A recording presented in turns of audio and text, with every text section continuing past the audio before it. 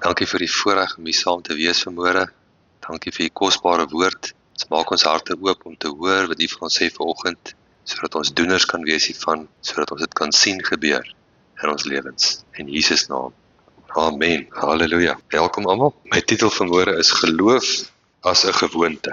Geloof as 'n gewoonte. En ek wil lees met oopmaak by Hebreërs 11. Hebreërs 11 vers 6.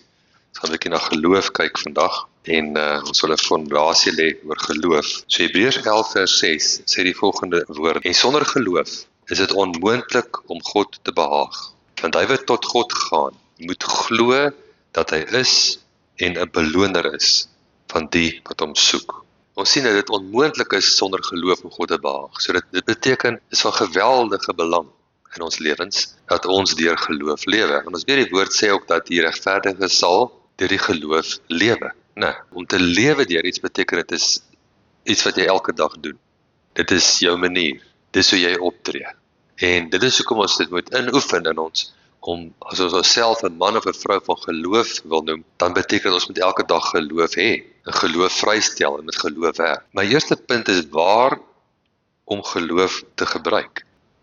Jy moet weet hoe en waarvoor is geloof, waarom dit te gebruik. Johannes 10 vers 10, vers 9 en 10, sê die volgende woorde, Johannes 10 vers 9 en 10, Ek is die deur, as iemand deur my ingaan, sal hy gered word, en hy sal ingaan en uitgaan en veiding vind. Die dief kom net om te steel en te slag en te verwoes. Ek het gekom dat julle lewe en oorvloed kan hê. So ons sien dat ons sal deur geloof gered word. Nou ons weet dat redding is 'n wyeer term of 'n wyeer begrip as wedergeboorte. Redding is, wat hy hier beskryf, is om in te gaan en uit te gaan en veiding te vind. Dis wat redding behels. Redding behels om in te gaan in die koninkryk. Jy kan ingaan in die geestelike realm en gaan al wat jy nodig het en veiding vind. Die Here maak vir jou 'n pad om voorsiening te hê. Hy maak vir jou 'n pad om in die middel van die donker aarde te leef in oorwinning. En die aanknopingspunt, die kontakpunt van jou oorwinning is geloof. Jy kan nie toegang hê tot die koninkryk van God en alles wat die Here se wil is vir jou lewe sonder geloof nie. En nou moet jy eers jou denke heeltemal skoonmaak. Jy moet besef dat daar soveel valse leringe wat jy eers moet uittrek. Ons het al baie daaroor gepraat, maar mense glo dat alles wat met hulle gebeur is eenvoudig die wil van die Here. Alles wat op die aarde gebeur is die wil van die Here. Elke ding, elke aksie, elke ding wat gebeur op hierdie aarde is maar God se wil. En ons weet dit volgens die woord is dit nie waar nie. Inteendeel, die eerste ding op hierdie aarde wat gebeur het, wat nie God se wil was nie, was die sondeval. En ons kan dit baie duidelik sien in die feit dat hy gesê het, moet dit nie doen nie. So, jy kan nie sê dit is sy wil, as hy gesê het om dit nie te doen nie. Amen. So, ons weet dat hierdie aarde het geval deur sonde, dit was nie God se wil gewees nie. En die feit dat die aarde die sonde geval het 'n vloek in die aarde ingebring. Dit was nie God se wil nie. Die dood het in die aarde ingekom, dit was nie God se wil nie. Gebrek het in die aarde ingekom, dit is ook nie God se wil nie. Waar kan ons die wil van God sien? Ons kan die volmaakte wil van God op 'n paar plekke sien. Ons sien dit in die tuin van Eden voor die sondeval. Voor die sondeval sien ons God se volmaakte wil. En in die tuin van Eden was daar nie griep nie. Daar was nie 'n oggend wat daarom opgestaan het vir Eva gesê het, Jesus, ek dink ek gaan in die bed bly vandag nie. Ek voel of 'n trein my getrap het nie. Daar was niks siekte voor die sondeval nie, want daar was geen sonde nie. Amen. Daar was geen gebrek nie. Daar was nie 'n slegte jaar gewees voor die sondeval nie. Elke jaar was amazing. Elke jaar was daar genoeg van alles, oorvloed. Dis die wil van God. Die tweede plek waar jy die wil van God in aksie sien, die volmaakte wil van God is in die hemel. In die hemel is daar geen siekte nie. In die hemel is daar geen trane nie. In die hemel is daar geen gebrek nie. Daar's nie beter woonbuurte en slegter woonbuurte en sulke plekkies in die hemel nie. Dis alles amazing. Daar sien jy God se wil. Die rede kom as hierdie ding duidelik moet kry is jy moet weet waarom jou geloof te gebruik. As jy nie weet dis God se wil dat jy genees moet wees in jou fisiese liggaam, hoe gaan jy dan jou geloof gebruik daarvoor? Jy kan nie jou geloof gebruik as jy nie oortuig is van wat God se wil is nie. Stem julle saam? Kyk 'n bietjie vir my na Kolossense 1 vers 9. Daarom hou ons ook nie op nie, van die dag af dat ons dit gehoor het, om vir julle te bid en te vra, dat julle vervul mag word met die kennis van sy wil. As alles wat gebeur het, God se wil was, waarvoor dit bid? Onnodig. Jy kan net om jou rondkyk, dan kan jy God se wil sien, maar dit is hoekom hy juis hierdie gebed bid. Hy sê, ons bid vir julle, van die dag af wat ons het gehoor het, om vir julle te bid en te vra dat julle vervul mag word met die kennis van sy wil. Kyk na 1 Korintiërs, hoofstuk 2. 1 Korintiërs, hoofstuk 2, vers 12. Ons het ewenwel nie die gees van die wêreld ontvang nie, maar die gees wat uit God is, sodat ons kan weet wat God ons uit genade geskenk. Jy kan ook die woord genade vervang met guns. So hy sê ons het nie die gees van die wêreld ontvang nie, ons het die gees wat uit God is ontvang, sodat ons iets kan weet. Wat? Wat God ons uit guns geskenk het. Jy sien, as jy 'n openbaring kry van wat God jou uit guns geskenk het, dan is die volgende stap om te ontvang wat hy vir jou gee. Dit gaan nie outomaties net in jou skoot val nie. Amen. Jy sien in die woord wat aan jou behoort, maar geloof gryp dit en bring dit as 'n realiteit in jou lewe. Dis die funksie van geloof. Efesiërs, gaan na Efesiërs toe, hoofstuk 5 en vers 17. Daarom moet julle nie onverstandig wees nie, maar verstaan wat die wil van die Here is. Verstaan wat die wil van die Here is. As jy nie verstaan wat sy wil is nie, het jy niks om jou geloof op te gebruik nie. Geloof is daar om gebruik te word deur die gelowige, om die wil van God te laat gebeur in sy lewe. Nou, die mees basiese voorbeeld is wedergeboorte. Die woord sê duidelik vir ons, dit is die wil van God, dat elke mens gered word en tot kennis van die saligheid kom. Dit staan op uiterlike plekke in die Nuwe Testament. Nou my vraag is, word elke mens gered? Die antwoord is nee. Dit hang af wie dit vat. Want so lief het God die Christene gehad, dat hy sy enige gebore seun gegee het? Nee, so lief het God die wêreld gehad, die wat hemel toe gaan en hel toe gaan. Jesus het vir almal gesterf, maar net die wat 'n aksie van geloof het om dit te vat, kry dit. Dit is 'n geestelike beginsel. Ek moet ontvang wat hy gee. Hy kan nie namens niemand anders, ek kan nie namens jou wedergebore word. Ek wens, partykeer wens jy kan namens iemand anders wedergebore word. Jy wil pleit by hulle, jy wil smeek vir hulle, maar jy kan nie. Nie een van ons. Soos die een nou gesê het, my vrou bid namens my. Dit sê die persoon van maar, eet sy namens jou by die etenstafel ook. Ons sal sien hoe dit uitwerk. Jy moet self eet. En jy moet self glo. En jy moet self bid. En dan sekere goede wat niemand anders vir jou kan doen nie. Net jy kan dit doen. Jy moet ontvang wat die Here vir jou gee. Jy moet 'n ontvanger word. 1 Johannes, hoofstuk 5. Mense, God is 'n goeie God. Die duiwel is 'n slegte duiwel. Moenie te mekaar raak. Baie mense sal jy baie hulp gee om te mekaar te raak. Party mense sê toe die duiwel werk vir die Here. Daar's geen kontrak tussen hulle, ek beloof jou. Die Here het nie die duiwel nodig nie. Amen. 1 Johannes 5 vers 4, want alles wat uit God gebore is, oorwin die wêreld. En dit is die oorwinning wat die wêreld oorwin het, naamlik ons geloof. Jy sien, jy gaan nie in oorwinning kan leef op hierdie aarde, as jy nie 'n gewoonte maak om in geloof te lewe nie. Dit is hoe jy God behaag, dit is hoe jy in oorwinning leef, dis hoe jy jouself uittrek uit die wêreldstelsel en in die koninkrykstelsel inbring, is deur geloof. Die koninkryk is beskikbaar vir jou, Jesus het die pad gemaak, maar dit is geloof wat dit in aksie sit in jou lewe. Amen. Romeine 10 vers 17 sê vir ons die volgende. Romeine 10 vers 17. Die geloof is uit die gehoor en die gehoor is deur die woord van God. Ek kan nie 'n geloofspersoon wees as jy nie 'n woordpersoon is. Want die enigste manier, geloof is nie iets wat 'n karaktertrek is, wat jy nou eenmal het of nie het. Hy het groot geloof, sy het nou nie sulke groot geloof nie. Dit is nie hoe dit werk nie. Jy mis dit. Geloof is iets wat gebou word in jou, wanneer jy die woord in jou inbou. Geloof kom bonatuurlik uit die woord uit. Die bron van geloof is God se woord. Dit is die saad wat in jou hart geplant. En dit vat werk. Ons enigste werk wat ons het om te doen, is die werk van geloof.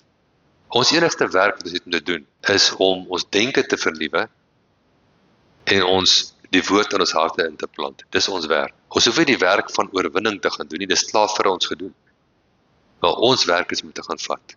Vers 8 in Romeine 10, maar wat sê dit? Naby jou is die woord, in jou mond en in jou hart. Dit is die woord van die geloof wat ons verkondig. As jy met jou mond Jesus as Here bely, en met jou hart glo dat God hom uit die dode opgewek het, sal jy gered word. Dat met die hart glo ons tot geregtigheid, en met die mond bely ons tot redding. Die doel van geloof is om dinge wat nie in lyn is met die wil van God nie, in lyn te bring met die wil van God. So jy gaan deur jou lewe, staan op, jy begin lewe, en jy kom op 'n ding af wat nie in lyn is met God se wil.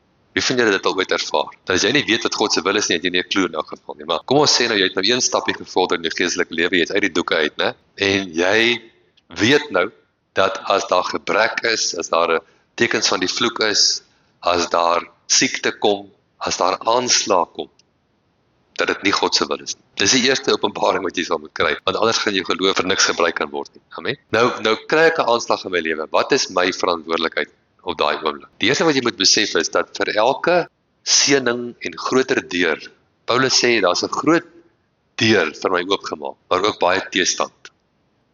Vir elke aanslag op jou lewe is daar 'n rede. Die duiwel gaan nie 'n aanslag begin, hy het net soveel resources, okay? So as hy 'n aanslag op jou lewe loods, is dit omdat hy sien die Here wil jou in 'n groter heerlikheid inbring. Die Here het 'n deurbraak vir jou finansies in gedagte. Die Here het 'n deurbraak in jou verhoudings in gedagte. Die Here het 'n deurbraak in gedagte in telke areas van jou lewe. En Satan sê, as ek nie nou beweeg nie, dan gaan hy nou na die volgende vlak toe gaan en dit kan ek nie bekostig. Amen. Nou, so dit is onthou julle Jesus in Hebreërs 12 staan daar vir die heerlikheid wat hom voorgehou is, het hy die kruis verdra. Okay. Kyk na Dawid. Dawid sien vir Goliat. Okay. Almal sien vir Goliat, almal. Hy's al heel sigbaar. En Dawid vra die vraag: wat kry die ou? Wat kry die ou? Wat van hom ontslaa raak? Jy sien hoe dink Dawid se kop. Hy sien die prys agterkant die probleem. Vir elke probleem, vir elke aanslag op jou lewe, vir elke ding wat die vyand bring, is daar 'n prys aan die ander kant. Wat Satan probeer weghou van jou. En hulle sê vir Dawid wel, hy sal vrygestel word van belasting, hy sal klomp geld kry, hy sal die koning se dogter kry. Dawid sê, dis vir my, ek glo ek sal dit vat. Ek dink dit is om die lottery te wen as 'n tiener. So Dawid se aandag is gefokus nie op die probleem nie, maar op die prys agter die probleem. Dit wat Satan probeer weghou. Die doel van geloof is om te ontvang dit wat die wil van God is vir jou om te ontvang. Om sy wil in jou lewe in aksie te plaas. Daar's telke male wat daar aanslag kom in ons lewens, en daai aanslag is daar om ons uit die wil van God uit te hou. Die outeur van die aanslag is Satan. God het niks daarmee te doen. Hy probeer jou nie toets nie. Wie probeer jou toets? Satan probeer jou toets. Hy probeer jou uithou uit die beste vir jou lewe. Hy probeer jou uithou uit oorvloed en uit oorwinning. En dit is die enigste manier om aan die ander kant daai toets te kom, is deur geloof. So nou moet ons kyk na hoe pas ons geloof toe. Nou kom ons kyk na Markus 11. Jesus gee vir ons baie duidelike lering. Ons gaan dit volg, is baie eenvoudig. Ons begin by vers 12 tot 14 en dan vers 20 tot 26. En die volgende dag, onderwyl hulle uit Betanië gaan, het hy honger gehad. So wat het daar gebeur? Jesus het 'n behoefte. Hy is honger. Okay? Dis 'n aardse behoefte. En toe hy op 'n afstand 'n vyeboom met blare sien, het hy daarin gegaan in die hoop om iets daaraan te vind. En toe hy daarby kom, vind hy niks as blare nie, want dit was nie die tyd van vye nie. En Jesus antwoord en sê vir hom, die woord daar is apokrinomia, om te antwoord. Daar staan spreek, maar die Grieks is eintlik om te antwoord. Die boom het eers gepraat, as jy met my. Die boom het gesê niks vir jou nie. En Jesus antwoord. Laat niemand ooit in der ewigheid van jou 'n vrug eet nie. En sy disippels het dit gehoor. Geloof antwoord die omstandighede met die woord en die wil van God. Geloof antwoord altyd. Geloof bly nie by die probleem nie en gee geen aandag daaraan nie.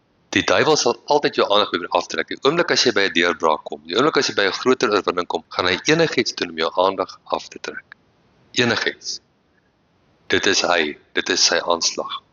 En wat moet jy doen?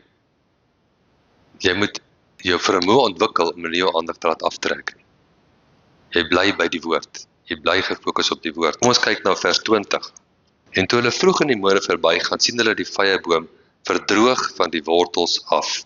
En Petrus het onthou en vir hom gesê, Rabbi, kyk, die vyeboom wat u vervloek het, is verdroog. Jesus antwoord en sê vir hulle, julle moet geloof in God hê. Hierdie is die woorde van Jesus, baie belangrike woorde. Sonder dit gaan ons nie suksesvol wees. Sonder, as ons nie hierdie woorde eerste plaas nie, gaan ons nie Jesus se beste wil vir ons lewe sien. Amen. Jy kan lewe en doodgaan en nooit in God se wil wees. Nooit naby die goedheid van hom sien wat hy wou gehad het vir jou lewe, as jy nie hierdie woorde doen nie. Want voorwaar ek sê vir jou, dat elkeen vir hierdie berg sê, hef jou op, werp jou in die see, en nie in sy hart twyfel nie, maar glo dat wat hy sê sal gebeur. Hy sal verkry net wat hy sê. Dis beginsels, dis geestelike beginsels. Daarom sê ek vir julle, alles wat julle in die gebed vra, glo dat julle dit ontvang en julle sal dit kry. En dan praat hy ook oor vergifnis. Vergifnis om nie te vergewe nie kan 'n struikelblok wees, né? So wat doen geloof? Geloof antwoord die omstandighede met die woord of die wil van God. Jy gaan deur jou dag, dan gebeur 'n ding wat jy weet is nie die wil van God nie. Wat is jou funksie? Antwoord dit. Jy kan nie stil bly nie. Amen.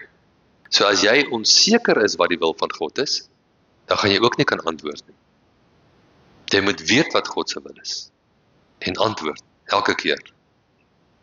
As dit simptome is, sê stop dit. In Jesus naam. As dit gebrek is, as daar reën moet kom, dan sê jy reën. Ek roep jou. Jesus het met dinge gepraat. Hy het met siektes gepraat, hy het met koors gepraat, hy het met bome gepraat, hy het met wind gepraat.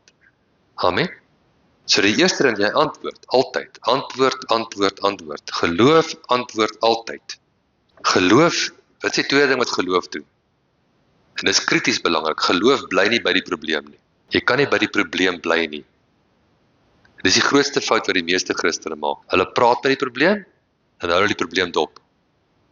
Ek het die probleem verander. Dit is so goed, Jesus het met die vyeboom gepraat, is die manne, ek het nou gepraat met die vyeboom, ek dink vandag gaan ons nou nie aangaan Jerusalem toe nie, ons gaan hier staan en kyk vir die vyeboom, en ons gaan kyk of hy verdroog.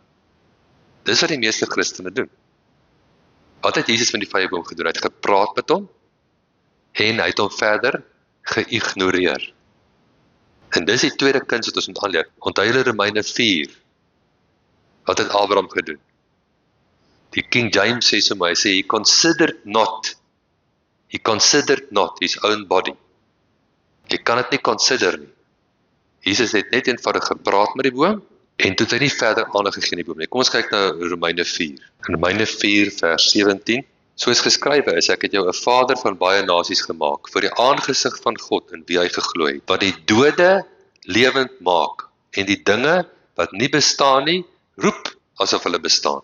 Dit is nie maklik om goeders te ignoreer nie. Dit hang af van, dit is 'n vaardigheid in die geestelike realm, wat jy moet aanleer. Daar's 'n paar vaardighede wat ons moet aanleer. Eerste vaardigheid is om dinge te vergeet. Dit is 'n geweldige belangrike ding, om dinge te kan vergeet. Dit gaan oor jou geregtigheidsbewustheid, né? Dis 'n bonatuurlike vergeet, wat baie keer moet gebeur. Dan gaan dit oor ignoreer. As jy simptome in jou liggaam, as jy pyn het in jou liggaam, hoe maklik is dit om die pyn te ignoreer? Nie so maklik nie, né? Maar wat moet jy met die pyn doen? Jy moet dit ignoreer. Amen. Dis wat die woord sê. Jy moet jou aandag van die pyn afhaal en op die woord kry. Party mense bewonder die aanslag. Soos mense vir Goliat bewonder. Jy het hom gesien. Hy is 9 voet hoog. Nee, hy is 10 voet. Hy sê hy is 11 voet. Moenie bewondering hê vir die aanslag nie. Moenie bewondering hê vir wat die duiwel doen nie. Hê bewondering vir die woord. So al maniere hoe ek myself kan afkry van die aanslag af, ek moet my op die woord kry. Sy woord sê, deur by wonde is hy genees.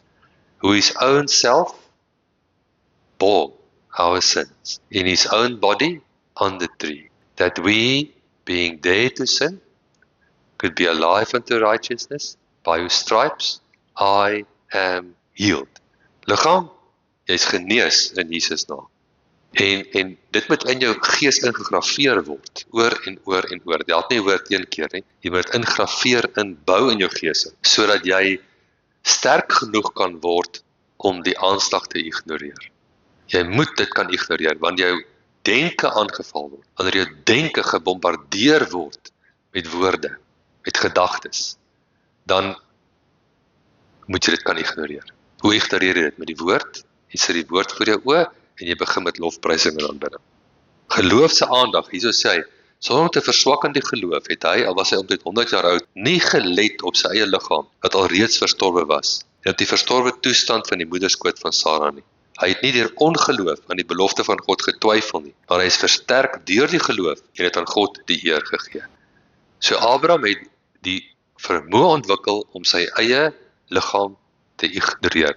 He considered not die probleem. Hy het op die woord gemediteer, waar die ander mense op die probleem gemediteer het. Amen. Geloof bly nie by die probleem nie, het gee geen aandag daaraan nie. Geloof se aandag is op die woord, nie op die probleem nie. Markus 4, vers 26 tot 29. En hy het gesê, so is die koninkryk van God, soos wanneer 'n mens saad in die grond saai. En hy gaan slaap en staan op, nag en dag, en die saad spruit uit en word groot. Hoe weet hy self nie? Kan julle daai aksie sien? Hy slaap en hy staan op. Hy slaap en hy staan op. Hy worry nie. Jesus, ek wonder hoe gaan die saad ontkiem? Hoe gaan die saad ontkiem? Wat gaan nou met die saad gebeur? Is die saad nog daar? Wat gaan van die saad word nie? Hy saai, hy slaap en hy staan op. Jesus praat met die boom en hy gaan op sy pad. Sy denke bly nie besig met die boom. Die meeste Christene praat met die siekte, dan dink oor die siekte, Google die siekte, en nog. Waar is hulle aandag? Op die woord of op die siekte? Waar jy jou aandag gee, is waar jy gaan. Jy moet bonatuurlik jou aandag kan afsny en na die woord te vat. Jy moet daai woord mediteer. Dis wat ek gedoen het, toe ek daai woord gemediteer het, 1 Petrus 2 vers 24. Who his own self. Jy sien, die openbaring wat jy moet kry, is hoe kosbaar is die woord eintlik. Hoeveel krag is eintlik in hierdie woord? As dit nog 'n baie openbaring is nie, gaan niks vir jou gel nie. Dit is die woord van God, die geheim van God se krag is in sy woord. Amen. Want van self bring die aarde vrug voort. Eers 'n halm, dan 'n aard, dan die volle koring in die aarde. Dit gebeur. Al wat jy moet doen is gaan slaap en staan op. Dis al. Geloof plant die saad en los hom. Geloof slaap en staan op. Geloof probeer die dinge met sy kop uitwerk. Daar in Matteus 16 vers 19 het die Here Jesus vir ons gesê, ek gee aan julle die sleutels van die koninkryk van die hemel. Wat die julle sluit op die aarde, sal in die hemel gesluit wees. Is julle met my? Godsdienst sê dit heeltemal andersom. Godsdienst sê ons wag op die Here. Ons wag nou op die Here om iets te doen. Die Here sê ek wag op jou. Ek het vir jou die sleutel gegee. Wat gaan jy met die sleutel doen? Amen. So die volgende stelling, sterk geloof kan sterk ignoreer. Sterk geloof kan sterk ignoreer. Hoe sterker my geloof is, hoe sterker kan ek ignoreer. Amen. Sê saam met my. Sterk geloof kan sterk ignoreer. Amen. Dis wat sterk geloof is. Is iets wat sterk kan ignoreer. Wat gebeur die oomblik as jy bietjie begin vorder in geloof? Die duiwel kom en hy draai jou. Hy sal. Hy is so. Dis sy manier. So die oomblik as jy bietjie in geloof staan, dan gaan jou simptome, 'n goeie teken dat jy op die regte pad is, dat jou simptome gaan bietjie erger word. As jou simptome bietjie erger word, weet jy's op die regte pad. Doen meer daarvan wat dit erger gemaak het. Ignoreer dit sterker. Jy kan ignoreer want jy het iets anders voor jou. 'n Openbaring van die woord. Ek kan gevoelens ignoreer. Ek kan simptome ignoreer. Ek kan omstandighede ignoreer. Want ek het iets beter voor my. Ek het die bonatuurlike, goddelike, kraggevulde woord van God, wat aan my behoort en wat voor my is. Ek het daai woord in my mond, ek het daai woord in my hart, en ek weier dat omstandighede dikteer aan my. Ek weier dat gevoelens dikteer aan my.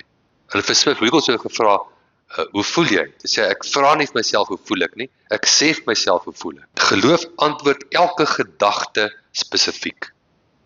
Toe Jesus in die versoeking was, hy het spesifiek geantwoord. Daai versoeking in die woestyn was gedagtes. Dit het ons reeds gedeel. Dit was gedagtes. En net soos wat daai gedagtes om te gekom het, kom dan na elkeen van ons elke dag gedagtes. En as ons die gedagtes begin, as jy lank genoeg 'n gedagte oorweeg, gaan jy begin glo. Jy kan nie speel met die verkeerde gedagtes nie. Jy sal dit begin glo. Dis hoe jy gemaak is. As jy die gedagte identifiseer, werp hom uit. Vat die woord en antwoord hom. Sê nee, ek sal nie gebrek ly nie, want my God voorsien in al my behoeftes na sy rykdom en heerlikheid in Christus Jesus. Amen. Ek antwoord elke gedagte spesifiek. Deuteronomium 11 vers 21 in die King James vertaling sê hy baie mooi. Hy sê as volg. Hy praat eers oor wat jy met die woord moet doen. Hy sê met die woord op die deurkosyne van jou hart sit, jy met die woord voor jou hou, met die woord eers te stel. Dan sê hy, as jy dit doen, dan sê hy, that then your days may be multiplied, and the days of your children, in the land which the Lord sware unto you, unto your fathers to give them, as days of heaven upon the earth. Amen. Sê, dit is nie die Here se wil, dat ons in hel op aarde moet lewe nie. Dis die Here se wil, dat ons in hemel op aarde moet lewe. Maar dit is nie so maklik, as jy nie weet, hoe dit werk nie. Jy moet besef, dit kom van die lig wat na jou kant toe kom, wat jy daarmee doen. As ek hierdie lig aangryp, en ek word 'n doener van die woord, dan kry ek toegang, soos Jesus gesê het, redding is myne. Ek kan ingaan en uitgaan en wyding vind. Dan sit daar soos hemel op die aarde. Dis moontlik. So 'n man of 'n vrou van die woord onderskei wat die wil van God is. Jy leer wat sy wil is, jy onderskei wat sy wil is, en jy is die een wat heers op hierdie aarde. Want hy Romeine 5:17, dat die wat kan ontvang oorvloed van guns en die geskenk van geregtigheid sal heers. Wat beteken heers? Dit beteken ek sê wat gebeur en ek sê wat nie gebeur nie. As dit nie die wil van God is nie, gebeur dit nie. Siekte, ek bestraf jou. Verwyder jouself van my. Gebrek, plaag, pes, kieme, aanslag, ek bestraf julle. Ek is geseënd met die seën van Abraham. Amen. Verwyder julleself van my. Dan gaan ek nie aanhou daarmee nie, ek het dit klaar gesê. Nou sê ek dankie Jesus. Ek werk die bekommernis van my af. Nie een oomblik, nie een sekonde gaan ek bekommerd wees nie. Amen. Al wat ek nou doen, ek loof die naam. Ek prys die naam. Elke keer as ek die probleem sien met my oë, dan glo ek met my oë sien nie. Ek sê dankie Jesus. Dankie Jesus. Halleluja. Halleluja. Deur sy wonde is ek genees. En my behoeftes word daar voorsien. Na sy rykdom en heerlikheid in Christus Jesus. 1 Tessalonisense 5 vers 18 sê die volgende: wees in alles dankbaar. Daar staan nie wees vir alles dankbaar nie. Amen. Daar's 'n verskil. Party mense sê jy moet vir alles dankbaar wees. In alles. Want jy weet, dis die dankbaarheid wat jou uit die moeilikheid uitkry. Dis die dankbaarheid is 'n geestelike krag. Ek is dankbaar ten spyte van alles, want ek weet ek is in oorwinning. So luister na die volgende frase. Jou aandag bepaal jou uitkoms. Waar jy jou aandag gaan sit. As jou aandag op die woord is, dan gaan die woord jou uitkoms bepaal. En dit gaan altyd goed wees. As jou aandag op die probleem is, op die siekte, op die gebrek, op die droogte, op die waar dit ook al is, gaan dit jou uitkoms bepaal. Jy's 'n geestelike wese. Jy's 'n wedergebore, geesvervulde kind van die Here. Jou aandag bepaal jou uitkoms. Jou aandag bepaal jou uitkoms. So wat is die bottom line? Wat is ons take-home message vandag? Die volgende. Hanteer en ignoreer. Een sin ek jou die Here vir my gegee het vanoggend. Hanteer en ignoreer. Hanteer, jy kan dit nie hanteer nie. Jy kan die probleem nie ontken nie. Party mense, kyk Romeine 4 sê vir ons, Hy roep die dinge wat nie bestaan nie, asof dit bestaan. Daar staan nie, hy roep die dinge wat bestaan asof dit nie bestaan. Te sê ek ontken die siekte, gaan niks help. As daar siekte is daar 'n siekte, as 'n probleem is daar 'n probleem, maar ek roep genesing. Ja, daar is siekte. Ja, daar is gebrek, maar ek roep oorvloed, ek roep genesing, ek hanteer. My hantering is my spreek. Ek vat die woord en ek spreek dit tot daai probleem. Ek los daai woorde van geloof met die probleem. Die woorde van geloof, God se woord, uit my mond uit my hart uit, hanteer die probleem. Ek spreek dit, ek hanteer dit, en dan as ek klaar hanteer het, dan ignoreer ek dit. Amen? So jy moet eers jou gees opwek om te hanteer. En as jy klaar hanteer het, dan moet jy jou gees energie gee om te ignoreer. So partykeer is jy ignoreer nog moeiliker as jy hanteer. Amen? Maar hoe gaan jy ignoreer? Lofprysing, aanbidding, danksegging en so aan. Terug na die woord, danksegging en aanbidding. Hanteer en ignoreer. Hanteer en ignoreer. Amen. Kom ons bid saam. Hemelse Vader, ons dankie vir hierdie kosbare woord. Dankie dat dit 'n woord is wat ons lewens kan verander as ons dit toepas. Ek bid dat elkeen van ons vandag 'n doener van die woord sal wees. Dat ons die probleme en die aanslae, dit wat die vyand na ons kan toe bring, sal hanteer en ignoreer. Net soos dit die voorbeeld is wat U vir ons gestel het op hierdie aarde. Ons dankie daarvoor in Jesus naam. Amen. Right, ons gaan ons nagmaal saam geniet vanoggend en die nagmaal is 'n kragtige geleentheid om te ontvang dit wat Jesus vir ons gedra het op daai kruis. Jesus het alles gedra wat jy moes gedra het in jou plek. Hy het dit in jou plek. Die groot ding van die kruis, Jesus het nie die kruis gedoen sodat ons almal met kruis toe gaan nie. Jesus het nie gesterf vir sonde, sodat ons ook vir ons sonde moet sterf. Hy het vir ons sonde gesterf, sodat ons nie vir ons sonde hoef te sterf. Hy het in ons plek gesterf vir ons sonde. Amen. Hy het wat hy gedoen het in ons plek gedoen. So, en dit is wat die kruis, dit is wat nagmaal gedenk. Nagmaal gedenk, dit is 'n geleentheid om te ontvang wat Jesus betaal het. So, die brood praat van sy liggaam, wat gebreek was, sodat jou liggaam heel kan wees. Elke siekte wat bestaan, is geestelik op sy liggaam verplaas, gelê. Sodat die Bybel sê, hy amper nie meer herken kon word as 'n mens nie. Hy het letterlik sy eie liggaam gevat, en het 'n offer gemaak vir ons. So wanneer ons hierdie brood nou saam eet, dan eet ons dit, sodat ons kan onthou, dat die aanslag op jou liggaam, is onwettig. Ons is nie besig om te probeer oorwinning kry nie. Ons het reeds die oorwinning. Dit behoort aan ons, en Satan probeer steel wat aan jou behoort. So ek is nie hier as 'n weermag wat probeer wen nie. Ek is hier as die occupying force wat klaar gewen het. Amen. En ek enforce dit. Ek is 'n enforcer van wat reeds aan my behoort. So wanneer ons hierdie brood nou eet, ontvang genesing. Dankie Here Jesus, dat deur U wonde is ons genees. Die woord sê, who his own self bore our sins in his own body on the tree, that we, being dead to sin, can be alive unto righteousness, by whose stripes you are healed. Liggame, wees genees in die naam van Jesus. Wees heel en herstel in Jesus naam. Ons dankie daarvoor, Here Jesus. Geen siekte plek in ons lewens nie. Hierdie druiwesap verteenwoordig sy bloed wat gevloei het, sodat daar geen skuld op jou gelê kan word nie. Geen vinger kan ooit na jou gewys word nie. Jy is volmaak, die geregtigheid van God in hom. Dankie Here Jesus. Dankie dat ons volmaak vir U kan staan, U geregtigheid, en dat ons een kan wees met U, en dat U een is met ons. Ons ontvang dit, ons dankie daarvoor, in Jesus naam. Amen. Halleluja.